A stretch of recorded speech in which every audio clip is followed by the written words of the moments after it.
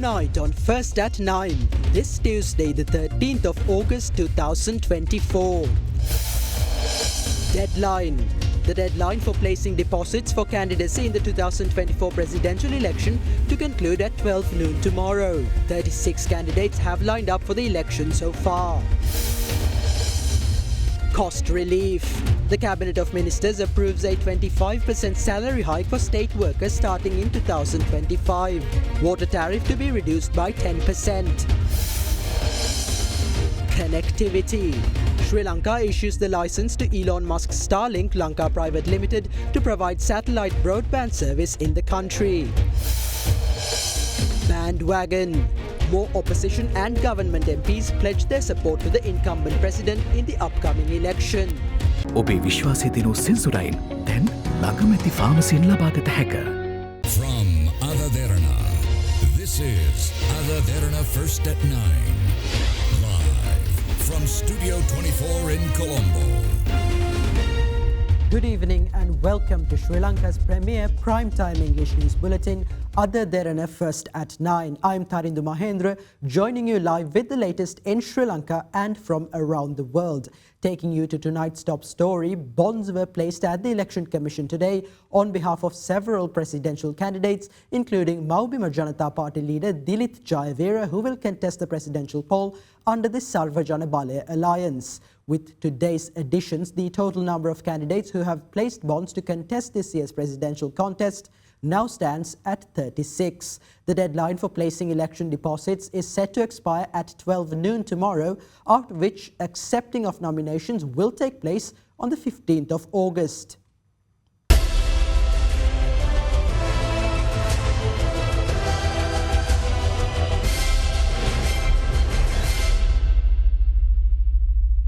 The placing of deposits for candidacy in the 2024 presidential election is set to conclude at 12 noon tomorrow. Afterwards, the acceptance of nominations will take place from 9 to 11 am on the 15th of August. Accordingly, the vicinity of the offices of the Election Commission in Rajagiriya, where nominations will be accepted, has been declared a special security zone on the 15th of August. Concurrently, a special traffic plan will be implemented in Rajagiriya from 8 am to 2 pm on the day of accepting nominations. ආයුර්වේද හන්දියේ ඉඳලා රාජගිරිය හන්දිය දක්වා. Traffic on the lane exiting Colombo of Sri Jayawardenapura Mawatha from Ayurveda Junction to Rajagiriya Junction will be completely restricted. Similarly, traffic on the lane entering Colombo of Old Naval Road from Rajagiriya Junction to Ayurveda Junction will also be restricted. Therefore, we request the public refrain from using the section of Sri Jayawardenapura Mawatha from Polduwa to DS Senanayaka Junction unless for essential purposes. Similarly, we also request that the public refrain from using the section of road spanning Rajagiriya Junction, Kota Road, Ayurveda Junction, Old Naval Road and Borala Junction unless for essential purposes. An alternative route will be provided for vehicles entering Colombo from the direction of Talawatugoda Junction. Such vehicles can travel from Kimbulavala Junction to Petercourt Junction and then enter Colombo through either Narayanpita or Kirulapan Junctions via either Nugegoda or Naval Junctions. Vehicles exiting Colombo from the direction of Talawatugoda Junction can also utilize the same route. Detailed information on the traffic plan can be found at the Derana.lk website. Meanwhile, a meeting was convened under the patronage of State Minister of Defence and Disaster Management Premita Bandara Tennakon to discuss plans of action to be followed in case a disaster situation arises during the election period. The meeting was attended by several defence chiefs as well as officials of the Disaster Management Centre. In the meantime, bonds were placed at the Election Commission on behalf of Attorney at Law Nuwan Bopage, who will be the presidential candidate of the People's Struggle Movement. Bonds were also placed on behalf of Maubima Janata Party leader Dilith Jayavira, the presidential candidate of the Sarva Jana Balaya alliance. Representatives of Maubima Janata Party as well as those of Sarva Jana Balaya arrived at the Election Commission premises to place the deposit. We place the bonds on behalf of Dilith Jayavira. We believe that he is the candidate who is capable of creating the biggest upset in this year's election. The reason for our belief is that no other candidate has come forward to provide leadership for left-wing and nationalist political movement. Dilip Jayawardene is the only candidate contesting this year's presidential election who represents the interests of those anti-imperialist political movements. Therefore, we are confident that he will receive the vote of every person who loves this country. The Election Commission announced that 36 candidates have placed deposits to contest this year's presidential election. Horizon Campus 2024 Intake 2. Register now. Meanwhile, Samagi Jana Balawege MP Dr. Rajitha Senaratne officially announced his intention to support President Ranil Wickremesinghe in the upcoming presidential election. Meanwhile, SLPP member and State Minister of Ports and Aviation Premalal Jayasekara, who previously pledged support to President Ranil Wickremesinghe, announced his decision to support SLPP presidential candidate Namal Rajapaksa. State Minister of Ports and Aviation Premalal Jayasekara, who was elected to Parliament from Ratnapura district representing Sri Lanka Podujana Peramuna, who previously supported President Ranil Wickremesinghe, announced his decision to back SLPP presidential candidate Namal Rajapaksa in the upcoming presidential poll. I don't have any feud with the president. However, we cannot betray the party and support a different candidate as the people requested us to remain with the same party.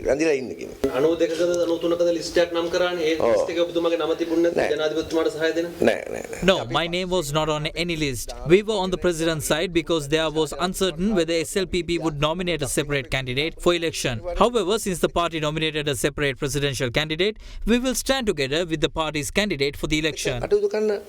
Meanwhile, the Bar Association office of Sri Lanka Podujana Peramuna was inaugurated this morning under the patronage of the founder of SLPP, Basil Rajapaksa. We don't care about those who left the party. We are steadily moving towards our goal. No matter how many parliamentarians we lose, we will always have the support of our voters.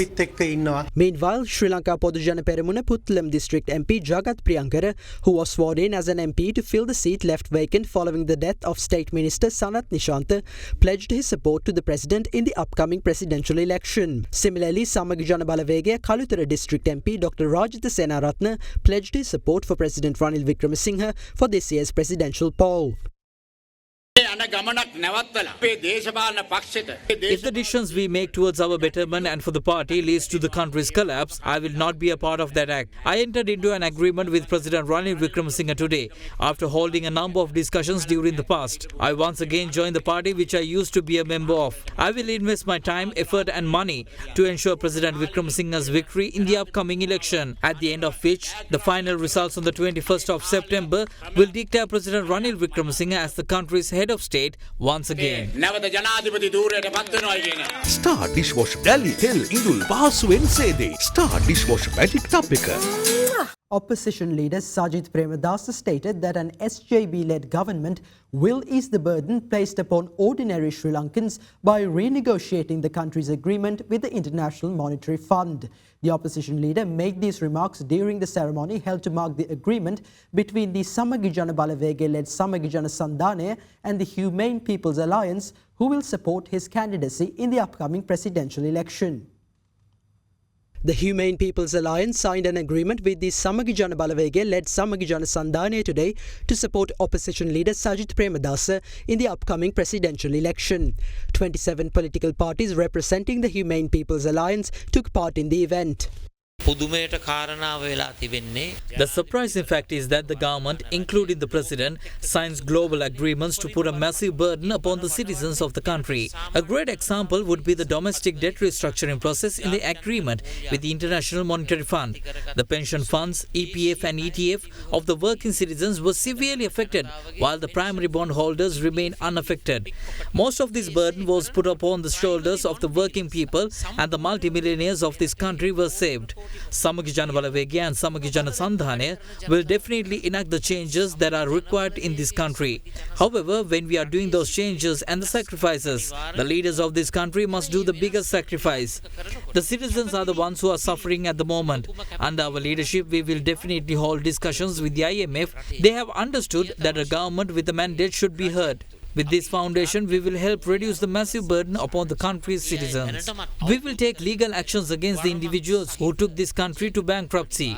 I have no issue against doing that because we don't protect thieves. I did not become the leader of the nepotist political families that ruined this country. I will create a program to bring those who misappropriated state assets before the law and recover the fortune that was stolen by them. හොරාකාපු සම්පත් එක සියල්ලක් රටේ උන්නතිය තකා යොදවන්නට පැහැදිලි වැඩපිළිවෙලක් ක්‍රියාත්මක කරනවා. Meanwhile, the United Left Front, including President's Counsel Dr. Jayampati Wickramaratne, announced their decision to support opposition leader Sajith Premadasa in the upcoming presidential election.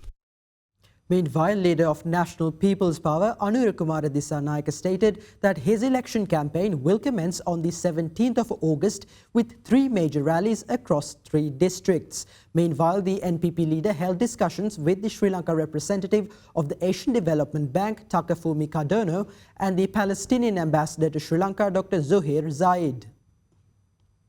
Leader of National People's Power Anurukumara Dissanayake met with Takafumi Cardono, the Sri Lanka representative of the Asian Development Bank, last evening at the JVP headquarters. Taking to X, the NPP leader stated that discussions centered on the current development projects carried out by the Asian Development Bank in Sri Lanka and the regional lenders' preparedness to provide aid for the country. The NPP leader also met with Dr. Zuhair Zaid, the Palestinian ambassador to Sri Lanka, as the ambassador prepares to conclude his term of office. Posting on X, Dissanayake stated that the ambassador thanked the NPP for its support in raising voices against the inhumane killings in Gaza and for standing in solidarity with the Palestinian cause. Meanwhile, during a press conference at the NPP headquarters today, Dissanayake stated that his election campaign will commence on the 17th of August with 3 major rallies across 3 districts. අපේ මෙතුවරණ ව්‍යාපාරය අපි 17 වෙනි සෙනසුරාදා ආරම්භ කරන්න. We have decided to start our election campaign on this Saturday, the 17th of August. We have planned to hold 3 major rallies in Tangol, Matara and Galle. Our campaign has visited more than 50% of the houses in the country. We try our best to reach the same house at least twice during this time period. This is the most powerful election campaign. We try our best to reach every house. We have completed our economic policy. We will release the policy statement on the 3rd of September at a summit of the business community. We will also release a complete version of the NPP's political manifesto on 26th of this month. We are confident that we will secure victory in this election. විශ්වාසයක් තිබෙනවා මෙම මැතිවරණය අපට ජයග්‍රහණය කළ හැකියි. With that, let's see what politicians from across the political spectrum have to say about the latest political developments ahead of the presidential poll. ප්‍රධාන දේශපාලන ප්‍රවාහයන්ගෙන් වෙන් වෙලා එක පොදු ප්‍රතිපත්ති රාමුවකට එකතු වෙච්ච කණ්ඩායම් සියල්ල එකතු කරගෙන නව සංධානයක් බිහි කරා. ඒ නව සංධානය අගෝස්තු මාසයේ 14 වෙනිදා එළිදැක්වීමට නියමිතව තිබෙනවා. රනිල් වික්‍රමසිංහ මහත්තයා ඉන්නේ ස්වාධීනව. President Ranil Wickremesinghe is running as an independent candidate. His supporters are discussing his policies, economic strategies and the future of the country. He has guided the nation from a dire situation to a stable position. I believe that if another leader assumes power, there could be an economic crisis in the country. දැවැන්ත ආර්ථික අර්බුදයක් නිර්මාණය වෙනවා. අපි ඔබට සහතික වෙනවා මාලිමාවේ පාලනය ආපු ගමන් අපේ අනුර දිසානායක සහෝදරයා සැප්තැම්බර් 22 වෙනිදා උදේ පාන්දර මේ රටේ මාලිමාවේ පළවෙනි ජනාධිපතිවරයා වුණා ගමන්ම පැය 24ක් ඇතුළත මේ දූෂිත හොරුන්ගෙන් තක්කඩින්ගෙන් පිරිච්ච පාර්ලිමේන්තුව විසිරුවා හරලා දානවා. තව සති 5කින් මේ රටේ ඊළඟ අවුරුදු 10 තීන්දුව කරනවා. මම විශ්වාස කරනවා මේ රට ඉදිරියට ගෙනියන්න පුළුවන් එකම නායකයා සමගි ජන සන්ධානයේ නායක විපක්ෂ නායක සජිත් ප්‍රේමදාස මැතිතුමා කියන එක. අපි පිළිගන්නවා අද පෝලිං නෑ. අපි පිළිගන්නවා. We acknowledge that there are no queues or power cuts at present and we do not need to be hypocritical about it. Some claim that they will reduce fuel prices to 150 rupees per litre after coming to power. We do not make such promises. While it may be a vote-winning tactic, the real question is how long they can maintain that price level. During this week's meeting of the Cabinet of Ministers, it has been decided to increase state workers' wages between 24 to 35% in the 2025 budget. Cabinet spokesperson Dr. Bandula Gunawardena said that it was also decided to restructure the grade system of state employees to remove salary anomalies. With that, let's take a look at the decisions made during this week's meeting. During the cabinet meeting yesterday, approval was granted for a salary increase of 24 to 35% for state workers in the budget 2025, along with the restructuring of the grade system to address salary anomalies. The salary hikes are based on the recommendations from an interim report by a committee appointed earlier this year to study salary increments and anomalies. The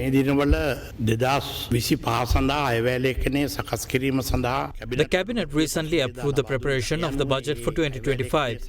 Consequently, the budget is currently being prepared. Funds are being allocated from the 2024 budget to cover the operations of the country for 3 months after the presidential election. We must allocate the funds to cover salaries for state workers, pensions, welfare and interest on loans for 2025.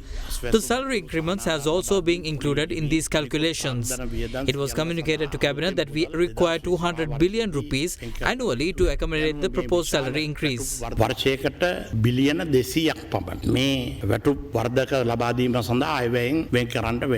The Cabinet has also approved a reduction in household water tariffs by up to 10% under a cost-reflective tariff formula. For other categories, reductions of approximately 5.9 to 6% have been approved. Domestic users will see a 7% reduction, government hospitals will see a 4.5% reduction, and schools and places of worship will benefit from a 6.3% reduction. In a separate decision, the Cabinet has approved the leasing of state land within the Colombo port city for the construction of a hospital, a school and a university. RCD Port City Hospital Private Limited is expected to invest $100 million, while Gateway International University Private Limited will invest $25 million for the university and $25 million for the school. The Mayo Clinic of the United States is expected to partner with RCD Hospitals Group for this project. Furthermore, the Cabinet has decided to call for new expressions of interest for public-private partnerships to install solar panels at 300 railway stations across the island. Cabinet spokesperson Dr. Bandula Gunawardena stated that previous expressions of interest will be disregarded and new submissions will be invited. The Urban Development Authority is preparing to allocate land in Horana and Millavatta for several development projects, including a medicinal drug manufacturing village, a prison rehabilitation project, small and medium-sized industries and a university village under the Mahapola Higher Education Scholarship Trust Fund. To facilitate these projects, the Cabinet of Ministers has approved the removal of 54 old plantation worker housing units obstructing the Millavatta land. Each affected family will be provided with a new house and 10 purchase of land free of charge in 2 stages.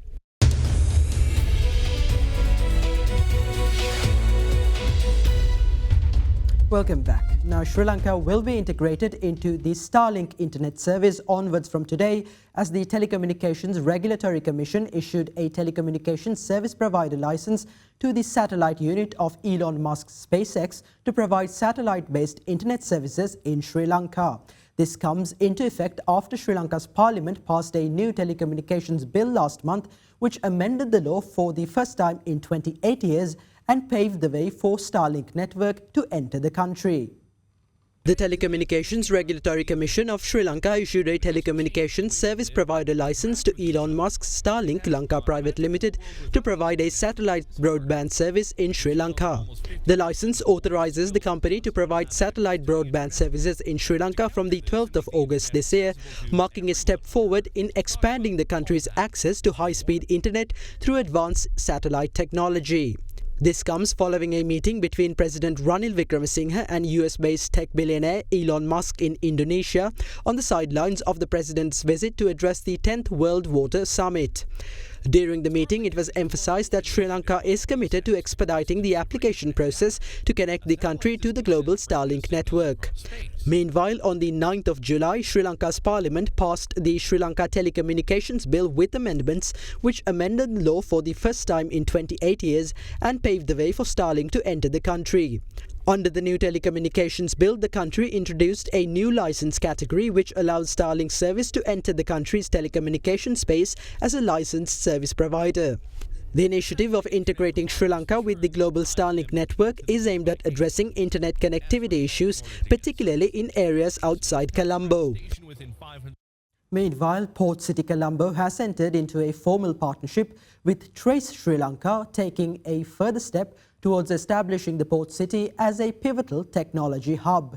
The partnership was formalized with a memorandum of understanding signed by Xiong Hong Feng, Managing Director of CHEC Port City Colombo Private Limited, and Kusal Subasinghe, Chairman of Trace Sri Lanka. Port City will collaborate with Trace Sri Lanka to stimulate innovation and growth within Sri Lanka's IT sector by providing an unparalleled business environment for IT and tech companies within the Colombo Port City Special Economic Zone. The partnership is designed to leverage the strengths of the Port City as a progressive business environment, making it an ideal location for the IT and technology industry.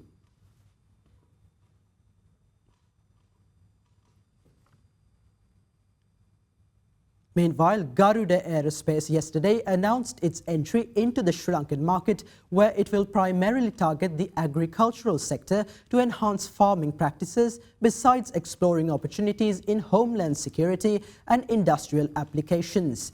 Garuda Aerospace stated, as part of the company's global expansion plans, the foray into Sri Lanka will also support Garuda in capitalizing on the country's strategic location and drone-friendly regulatory environment. The company said it is looking to spread its presence in at least 50 countries over the next few years and has set aside $10 million of its revenue in financial year 2024 to fuel the international growth.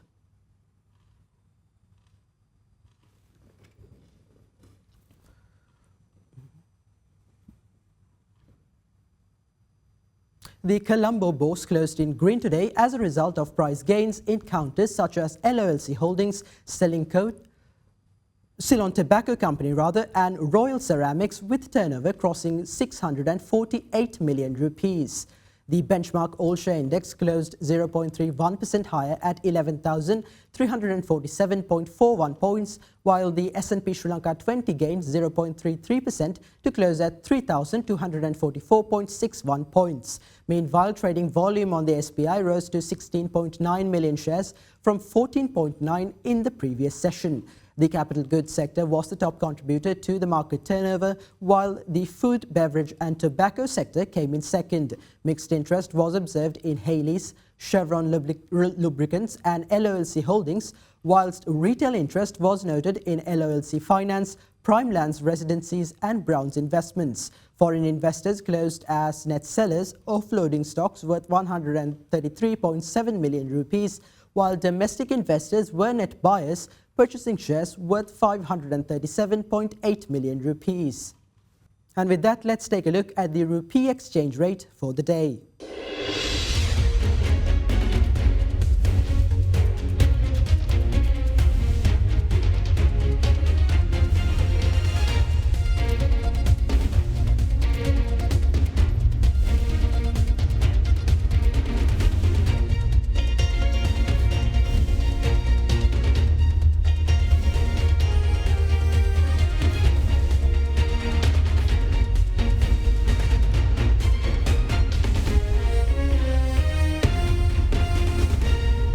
And with that, we wrap up tonight's edition of First at 9. Thank you for joining us and have a good night.